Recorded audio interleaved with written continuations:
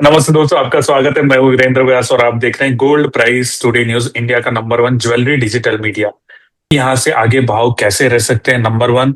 Number two, आगे जिन लोगों ने निवेश कर रखा है वो क्या करें, जिन लोगों ने खरीद रखा है वो क्या करें, जिनको खरीदना है वो क्या कुछ कर सकते हैं, इस बारे में बात करने के लिए हमारे साथ पृथ्वी फिनमार्ट से उनके डायरेक्टर मनोज कुमार जैन जी हैं। मनोज जी नमस्ते, स्वागत है। नमस्कार वीरेंद्र जी। सो मनोज जी, आपका अनुभव तो 30-40 साल से ज्यादा का है। मैं वैसे आपकी उम्र नहीं बता रहा हूँ, पर आपका अनुभव 30-40 साल से ज्यादा का है। और आपके पूरे जीवन में आपने इस प्रकार का सोने और चांदी में मूवमेंट देखा क्या? देखिए वीरेंद्र जी, मेरा जो एक्सपीरियंस है लगभग 30 साल का है। और पिछले हमने कई सारे साइकिल्स जो है काफी सारे एसेट क्लास के देखे हैं। लेकिन इस बार का जो मूवमेंट है वो चाहे गोल्ड का हो या सिल्वर का हो, वो एक ऐतिहासिक मूव जो है हम कह सकते हैं। हमने इसके प्रीवियस साइकिल में भी जब 2009 से 11 का जो साइकिल देखा था गोल्ड सिल्वर का, उससे भी बेहतर जो है ये वाला साइकिल जो 2020 के बाद से स्टार्ट हुआ तो हमने देखा है। तो अभी तक का हम कह सकते हैं कि ऐतिहासिक मूव जो है वो सोने और चांदी में इस साइकिल में देखने को मिला है, प्रीवियस जितने भी साइकिल्स रहे उनके मुकाबले। सर 2.5 लाख जैसे हमने पिछले इंटरव्यू में भी बात किया था, आपने बोला भी था और मैंने आपसे एक पर्टिकुलर सवाल भी पूछा था कि क्या 2.5 लाख देख रहे हैं, 2.5 लाख के वो स्तर, 3 लाख के, तो आपने उसमें कहा भी था कि क्या हमें बहुत ज्यादा उत्साहित होने की जरूरत है, बहुत ज्यादा जो है जोश में आने की जरूरत है इस समय। देखिए, यहाँ पे एक्साइटमेंट तो वीरेंद्र जी, दुनिया भर के जो निवेशक हैं जिन्होंने सोने चांदी में पैसा लगाया था, तो बिल्कुल निश्चित रूप से उनमें एक उत्साह तो है। जिस तरह की तेजी हमने सोने और चांदी की कीमतों में देखी है, साइकोलॉजिकल हम कह सकते हैं कि गत सप्ताह भी जब हम बात कर रहे थे तो 2,40,000 2,50,000 के एक संभावित लक्ष्य चांदी में लेकर के चल रहे थे। और आज मार्केट ओपनिंग में हमने इनफैक्ट 2,54,000 तक चांदी को जाते हुए देखा, और फिर वहां से कुछ मुनाफा वसूली अब चांदी में देखने को मिल रही है। तो मेरा मानना है कि 2,50,000 एक साइंटिफिक टारगेट था जो आज हासिल हुआ है। तो एक बार यहाँ पे इन लेवल्स पे मुनाफा वसूली होना संभावित है, और वही हम मार्केट में देख रहे हैं। तो बिल्कुल एक जो टेक्निकल जो ट्रिगर था वो आज यहाँ पे मार्केट ने हासिल किया है। और उसके बाद अब कुछ मुनाफा वसूली यहाँ पे मार्केट में संभावित नजर आ रही है वीरेंद्र जी। तो सर क्या देख रहे हैं मुनाफा वसूली में, मतलब कौन से लेवल्स का हम लोग ध्यान रखें? क्योंकि अभी जैसा मुझे खबरें मिल रही है, बहुत सारे लोग जिन्होंने अभी तक निवेश नहीं किया, वो बाजार में चांदी लेने के लिए घूम रहे, चाहे जैसे मिल जाए, फिजिकल में मिल जाए। और जो डिस्काउंट में मिल रही थी कुछ समय पहले चांदी, पिछले 15 दिन पहले, मतलब खरीदार नहीं मिल रहे थे, पर एमसीएक्स से भाव नीचे में बेचने के लिए लोग तैयार थे। आज उसी चांदी के लिए लोग प्रीमियम देने के लिए भी तैयार हैं। देखिए, इस तरह की बिल्कुल घबराहट पूर्वक यहाँ पे बाइंग नहीं करना चाहिए। मार्केट है, और मार्केट का नेचर होता है कि जब कोई भी बड़ी तेजी आती है तो उसके बाद वहां पे मुनाफा वसूली भी देखने को मिलती है। चांदी की अगर हम बात करें तो 2 महीने पहले जब एमसीएक्स पर चांदी 1,71,000 गई थी, हमने फिजिकल मार्केट में 1,90,95,000 तक कीमतों को जाते हुए देखा था। और वही चांदी ऊपरी लेवल से लगभग 20% के शार्प करेक्शन के बाद 1,40,000 रुपये भी हमको मिली थी। वहां से फिर हमने रैली देखी तो 1,40,000 से 2,50,000 आज हमने कीमतों को होते हुए देखा। तो बिल्कुल यहाँ पे कोई एक यूफोरिया नहीं क्रिएट करना चाहिए और सावधानी रखना चाहिए। हमारा मानना है कि ये करेक्शन के चलते नीचे में फिर एक बार लोगों को बाइंग का मौका जो है चांदी में मिलेगा। तो एक करेक्शन यहाँ पे संभावित है। इनफैक्ट आज हमने ऊपरी लेवल से 20,000 कीमतों को करेक्ट होते हुए भी देखा है। हमारा मानना है कि 2,24,000 से 2,18,000 2,15,000 की रेंज जो है वो बनती हुई नजर आएगी इस करेक्शन में। तो थोड़ा सा सावधानी रखना चाहिए, कॉशियस रहना चाहिए। और डिप में 2,25,000 से फिर वहां पे स्टेगर्ड वे में पार्ट में बाय करें। एक ही लेवल पे पूरा लमसम बाइंग का नजरिया भी ना रखें, धीरे धीरे करके अक्यूमुलेट करें तो वो सही रणनीति होगी। सुबह तो मैं आपकी रिपोर्ट देख रहा था, आपने तो 78 के ऊपर, फिर $100 तक का, 82, फिर 92, फिर $100 तक के टारगेट दे दिए चांदी में। बिल्कुल वो संभावित है वीरेंद्र जी। और मेरा मानना है कि $78 के ऊपर क्लोजिंग बेसिस पे मैंने लिखा है। आज हम देख रहे हैं कि $78 के ऊपर मार्केट गया जरूर था, लेकिन वहां पे क्लोजिंग अभी मार्केट ने नहीं दी है। अगर $78 और भारतीय बाजारों में अगर हम बात करें 2,40,000, दोनों जो लेवल्स है काफी अहम है क्लोजिंग के लिहाज से। तो वो लेवल्स के ऊपर अगर क्लोजिंग बेसिस पर मार्केट सस्टेन होगा तो अगले जो लेवल्स है वो 85, 92 और $100 के ही होंगे। और उस लिहाज से भारतीय बाजारों में जो कीमतें हैं वो ऊपर में 2,70,000 3 लाख तक के भी स्तर तक जाती हुई नजर आएगी। लेकिन वो क्लोजिंग बेसिस का यहाँ पे एक बार जो है मार्केट में नजर रखना चाहिए कि $78 के ऊपर मार्केट वहां पे क्लोजिंग बेसिस पे सस्टेन हो। अब हम देख रहे हैं कि $78 के स्तर को टेस्ट करने के बाद मार्केट यहाँ कुछ करेक्शन दिखा रहा है। हम यहाँ पे शॉर्ट सेल का अभी भी लोगों को सतर्क कर रहे हैं कि शॉर्ट सेल मार्केट में करने से बचना है, क्योंकि अभी भी कोई मेजर फंडामेंटल में कोई बदलाव हुआ नहीं है और कोई बड़ा मेजर ट्रेंड रिवर्सल भी नहीं है। मार्केट एक ओवरबॉट जोन में आया था, उसके चलते मुनाफा वसूली देखने को मिल रही है।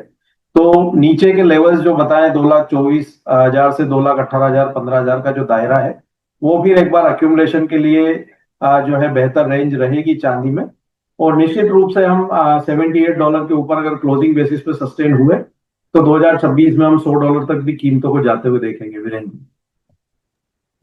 तो जिसने खरीद रखी है सर चांदी, अभी मान लीजिए दिवाली से अभी तक भी अगर हम देखें तो काफी मूवमेंट आ गई, मतलब 1.5 लाख के आसपास थी दिवाली के आसपास, 1,55,000 के आसपास। आज हम 2,50,000, 1 लाख की तेजी आ चुकी है।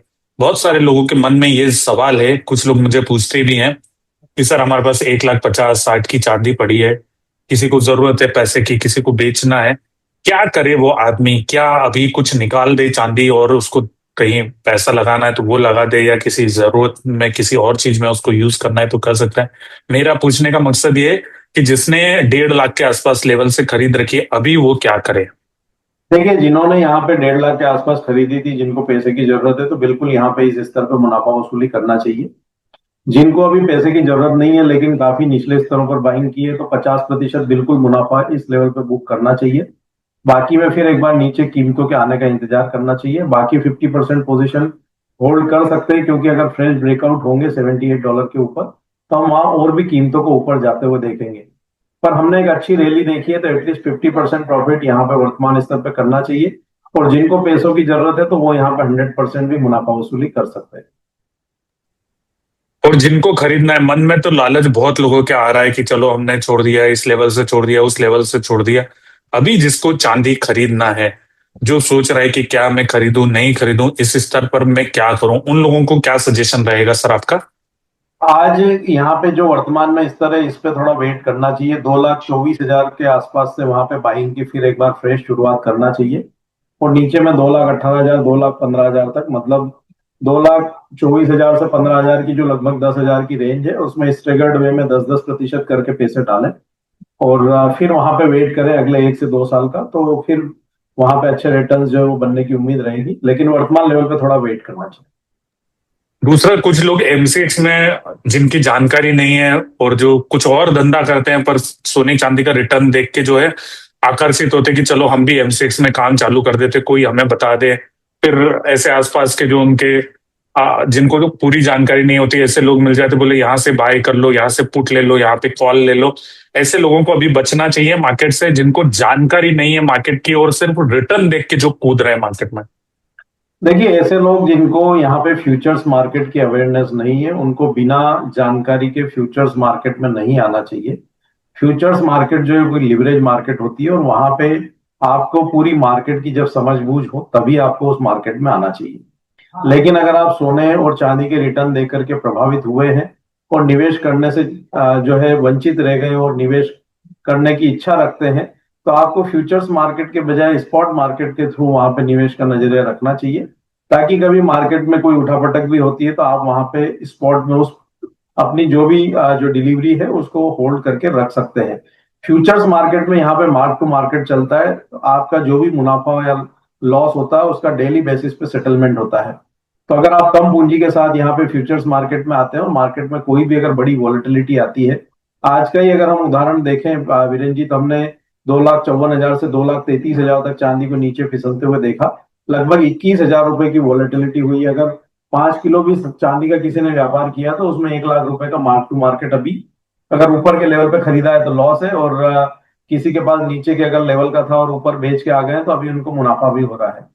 तो यहाँ पे फ्यूचर्स मार्केट बिना जानकारी के इसमें एंट्री नहीं करना चाहिए। ऐसे लोग जो सोने चांदी में निवेश करने से वंचित रह गए, सोच रहे हैं, तो स्पॉट मार्केट के थ्रू करना चाहिए, चाहे वो म्यूचुअल फंड के फंड ऑन फंड्स हो, सोने और चांदी के ईटीएफ हो, या इवन एमसीएक्स में डिलीवरी पूरा पैसा दे करके अगर करना चाहें तो वो कर सकते हैं। लेकिन जो लिवरेज मार्केट है, फ्यूचर्स मार्केट है, बिना उसकी जानकारी के वहां पे एकदम से इंटर नहीं होना चाहिए। और दोस्तों हम कोशिश करेंगे आगे मनोज जी के साथ इस प्रकार कैसे फ्यूचर्स में काम किया जा सकता है उसको लेकर कुछ एजुकेशनल सीरीज हम लोग प्लान करें। सो मनोज जी, सोने को कैसे देख रहे हैं आप? गोल्ड का प्राइस भी अभी अगर हम देखें तो $4500 के ऊपर तो बना हुआ है, भले ही कुछ भी हो जाए, धीरे धीरे धीरे धीरे गाड़ी $4500 तक तो पहुंच ही चुकी है।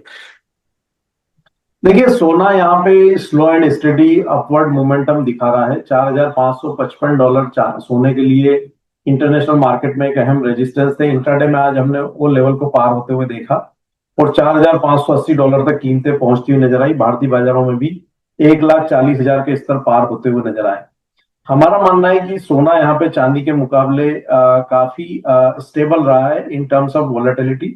जो वोलेटिलिटी हमने चांदी में देखी है उतनी उठापटक सोने में देखने को नहीं मिली है। और जिस तरह के फंडामेंटल्स है जो सेफ हेवन बाइंग है और हम जियो पोलिटिकल टेंशन भी लगातार देख रहे हैं, तो उसके चलते सोना आगे भी यहाँ पे चांदी के मुकाबले ज्यादा स्टेबिलिटी दिखाएगा। तो अगर अभी कहीं निवेश के बारे में सोच रहे हैं तो सोने का जो निवेश है वो चांदी के मुकाबले यहाँ पे ज्यादा स्टेबल और शॉर्ट टर्म में फायदेमंद रह सकता है। मेरा मानना है कि सोना $4,555 के ऊपर इंटरनेशनल मार्केट में अगर क्लोजिंग दिखाता है, भारतीय बाजारों में 1,40,000 के स्तर के ऊपर अगर कीमतें सस्टेन होती है, तो फिर हम वहां $4,740 से $4,890 तक इंटरनेशनल मार्केट में कीमतों को जाते हुए देखेंगे। उस लिहाज से भारतीय बाजारों में 1,45,000 से 1,50,000 तक के स्तर सोने में बन सकते हैं। तो सोना चांदी के मुकाबले ज्यादा बेहतर नजर आता है। यहाँ पे डिप्स में जो है एक्यूमुलेट करना चाहिए। यह $4,555 और 1,40,000 के ऊपर क्लोजिंग बेसिस पे अगर ब्रेकआउट होता है तो भी वहां पे फ्रेश बाइंग के लिए सोच सकते हैं। सोना अभी वर्तमान परिदृश्य में चांदी के मुकाबले ज्यादा बेहतर नजर आता है। आखिरी सवाल सर, इतनी वॉलेटिलिटी हो रही है पर अभी भी बहुत सारे लोग डिब्बा कारोबार में काम कर रहे हैं।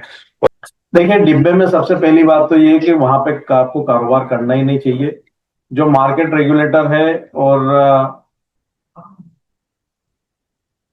जो मार्केट रेगुलेटर है वो ऑलरेडी यहाँ पे लोगों को दिशा निर्देश दे चुके हैं कि आपको कोई भी व्यापार रेगुलेटेड जो एक्सचेंजेस है और जो रेगुलेटेड जो इंटरमीडियरीज है उन्हीं के माध्यम से करना चाहिए।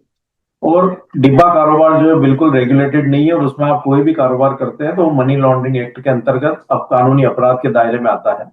तो अगर आप ऐसी किसी भी संस्था से या किसी भी बिचौलिए के माध्यम से इस प्रकार का कोई व्यापार कर रहे हैं और अगर वहां पे वो चीजें रेगुलेटर या एसएबी या भारत सरकार या पुलिस डिपार्टमेंट की नजरों में आती है, तो फिर आप वहां पे जो है मनी लॉन्ड्रिंग एक्ट के अंतर्गत जो है उसमें फंस सकते हैं। और जो भी कानून की प्रक्रिया है उसमें जो जिस तरह की धाराएं हैं वो लगभग 7 से 10 वर्ष तक की सजा के भी प्रावधान है और जुर्माना अलग है। तो इस प्रकार की तथाकथित जो चीजें चल रही है उससे साफ तौर पर बचना चाहिए और रेगुलेटेड जो एक्सचेंजेस है उन्हीं के माध्यम से व्यापार करना चाहिए ताकि आप प्रॉपर वहां पे मार्जिन पे करके जब ट्रेड करेंगे तो आपकी जो लिवरेजिंग है वो वहां पे कॉरस्पॉन्डिंगली कम रहेगी और वहां पे आपको घाटा होने की संभावना कम रहेगी। दूसरी चीज, अगर आप कोई भी रेगुलेटेड इंटरमीडियरी के माध्यम से आप कारोबार करते हैं तो वहां पे नफे और नुकसान के जो ट्रेड के सेटलमेंट की जो गारंटी और क्लियरिंग कारपोरेशन की और एक रेगुलेटर की होती है, मतलब भारत सरकार की होती है। तो वहां पे अगर आपका कोई भी प्रॉफिट या लॉस है तो उसको सेटल करने की जवाबदारी जो रेगुलेटर है वो उठाता है। मतलब अगर आपको प्रॉफिट हुआ है तो वो आपको प्राप्त होगा, लॉस होगा तो आपको देना है, ये निश्चित है। तो इस चीज का आपको ध्यान रखना चाहिए। कोई भी जो नॉन रेगुलेटेड जो इंटरमीडियरीज है उनके माध्यम से कोई भी व्यापार करने से बचना चाहिए। Thank you so much Manoj ji. मैं देख रहा हूँ कि लगातार फोन आ रहे हैं, आपका मार्केट का टाइम है, उस इतने कीमती समय में से आपने हमें समय दिया, आपका ढेर सारा धन्यवाद। Thank you so much. और सर कोई डिस्क्लेमर देना चाहेंगे? सोने और चांदी के फ्यूचर्स मार्केट में हमारी कोई पोजीशन नहीं है वीरेन जी, लेकिन क्लाइंट्स की इनमें पोजीशन हो सकती है। ईटीएफ में जरूर मेरा एसआईपी के रूप में निवेश रहता है। कोई भी ट्रेडर या निवेशक सोने चांदी के कोई भी व्यापार में निवेश की या ट्रेड की रणनीति बना रहे हैं, वित्तीय सलाहकार की सलाह से ही बनाए और इस वोलेटाइल मार्केट में बिना स्टॉप लॉस के कोई भी ट्रेड ना लें। और जैसा मनोज जी ने कहा, बिना वित्तीय सलाह करके कोई भी काम नहीं करना है दोस्तों। Thank you so much Manoj ji.